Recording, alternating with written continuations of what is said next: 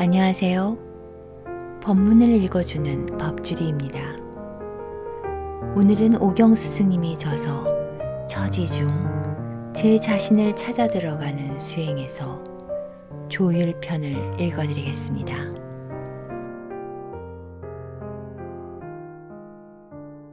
종족 번식을 위해 동물처럼 먹고 살아가기 위해 태어난 것이라면 덕된 삶을 위해 인성을 갖추어야 될 어떠한 이유도 성립되지 않는다. 그냥 제 편하게만 살아가면 되니까 말이다. 이 때문에 인기인 내가 인간으로 태어난 이유는 빚 갚기 위해서라고 말한다. 때문에 빚쟁이들은 빚을 받기 위해 사랑스럽게 다가온다는 것이다.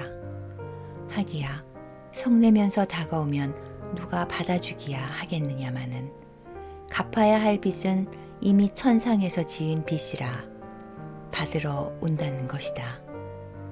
하지만 먼저 갚고 후에 받아야 하는 쌍방의 빚이니만큼 사랑으로 주고받아야 하나 다들 사랑을 바르게 주고받지 못하는 관계로 빚을 받다가 멀어지고 있다는 것이다. 너를 위해 덕된 삶을 살아가야 하는 이유가 이렇다 보니 인생을 살아가기 위해서는 자신을 갖추는 일만 남았다. 한편으로 이 지상에 빚어놓은 오만상은 빚 갚기 위한 방편이므로 바르게 쓰는 법부터 배워야 한다는 소리다. 바르게 갚는 법을 모르다 보니 바르게 갚고 나서 타태되며 살아가는 것이다. 내 살아가고 있는 그 자체가 빚 갚기 위한 것인데 말이다.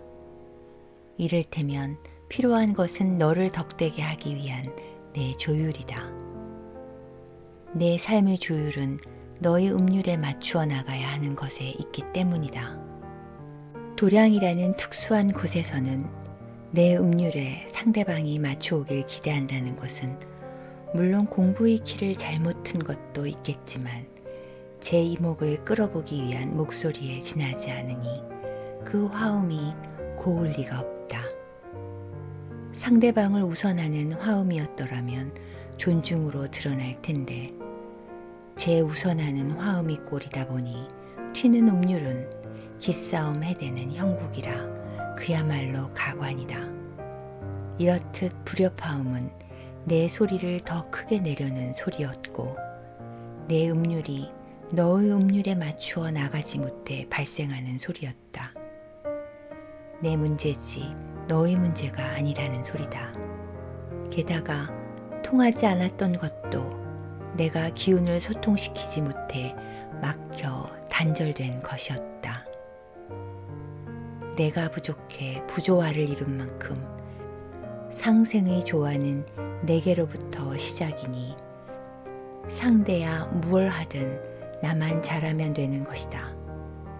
하지만 무엇을 잘해야 하는 것인지를 모르는 것이 문제였다. 어울리지 못해 편중되게 살았나?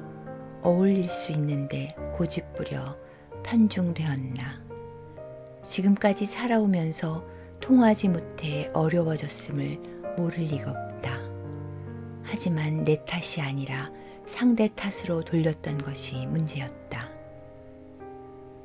고집이라 할 수도 없는 고집, 몰라서 안 하려고 한 것뿐인데 그러한 행위를 보고 고집 부리고 있다고 말한다.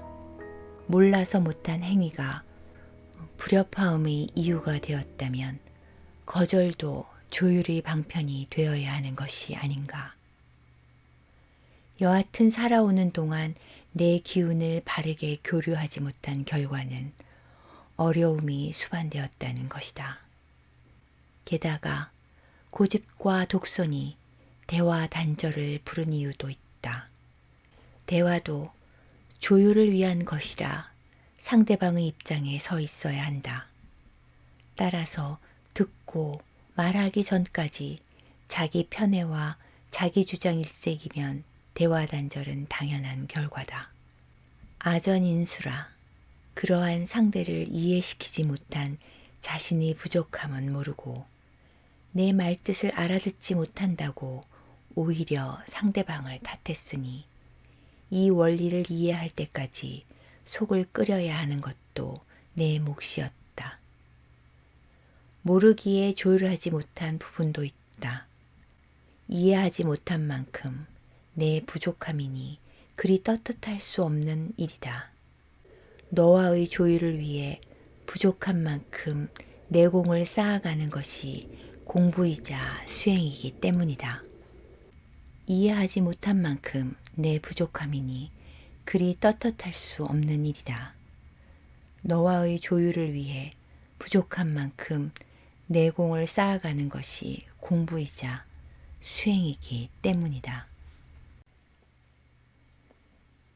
부족한 것이나 이해하지 못하는 것이나 그 결과는 부조화를 이루고 부조화에 따르는 불협화음은 조화를 위해 음류를 튀게 한다. 보닥침의 불협화음과 마찰의 부조화를 끄집어내기 위해 대자연이 책직을 가한다는 것이다. 그로 인해 불협화음은 협화음으로 조율하고 부조화를 조화로 승화시키기 위한 쌍방의 공부는 계속된다는 것이다. 이는 비단 도량에서만이 아니다.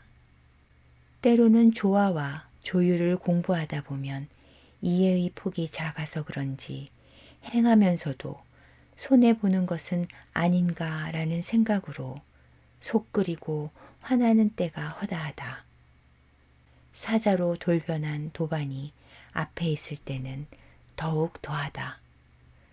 하지만 그 도반이 보이지 않으면 잘해줘야겠다는 생각을 가지기도 하지만 그가 앞에만 있으면 왜 이리도 심사가 뒤틀렸는지 그 이유를 몰랐던 것이다. 쌍방이 사자 짓을 해대고는 나만 착각을 일으킨 것인가?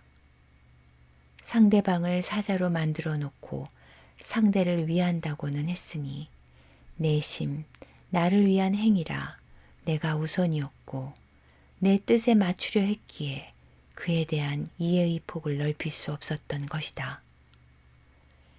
갖춤의 품이 이해의 폭에 비례하기에 배려도 자신이 갖춘 만큼에서 이루어진다.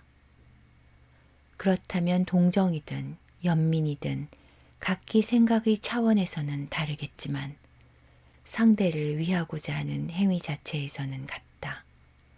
물론 다가서는 마음 자세는 틀리겠지만 말이다. 이해의 차원이 깊어질수록 동정과 연민도 상호 간의 조율로 진정한 사랑으로 맺어지는 것이다. 또 너와 나와 만나기 위한 방편으로 주어진 조건이라 만났다면 덕되게 살아가기만 하면 그만이다. 그로 인해 내 공부는 내 앞에 있지 하나 건너 2년 앞에 가져다 놓지 않았다는 사실을 되뇌일 수 있었다. 이해와 배려도 자율적인 행위를 존중해줘야 가능하다.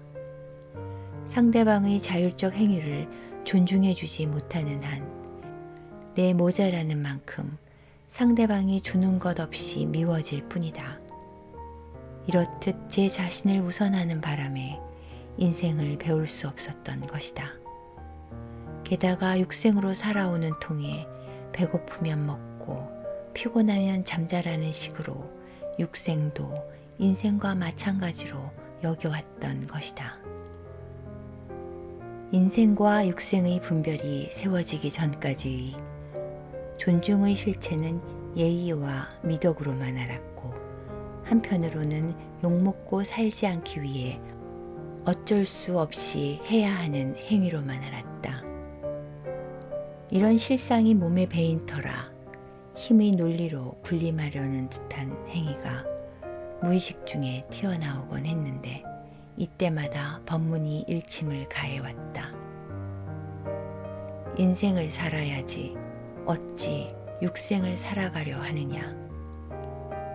중요한 사실은 우리는 인생을 살기 위해 내려왔지 육생을 살아가기 위해 온 것이 아니라는 데 있다. 그렇다면 이해의 폭을 넓혀 인생이 어떻다는 것을 알아야만 한다. 이해하려는 행위는 인생을 살아가기 위한 것에 있고, 인생을 살아가기 위해서는 상대를 존중해야만 한다는 사실이다. 어떠한 의견이라도 조율을 위한 차원에서 주어지는 것이기에 무시한다거나 지나쳐 버린다면 음률은 튀기 마련이다.